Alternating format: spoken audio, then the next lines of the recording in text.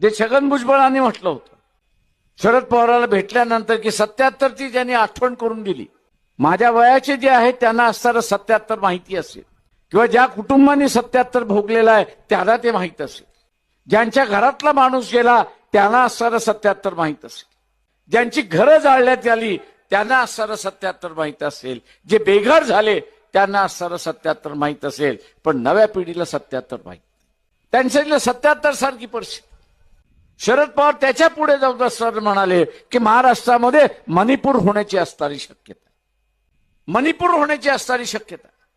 आता एक मोठं चॅलेंज होतं की 77ची परिस्थिती आणि मणिपूरची परिस्थिती. कारण मी जसं म्हणाल की 2 वॉरिंग कॅम्प्स उभे राहिलेत, आजही आहेत ते. एका बाजूला मराठा समाज आहे आणि दुसऱ्या बाजूला असणारं ओबीसी आहे. हे 2 वॉरिंग कॅम्प्स आहेत. ते विधानसभेच्या निवडणुकीपर्यंत कायम राहील असं मी मानतोय.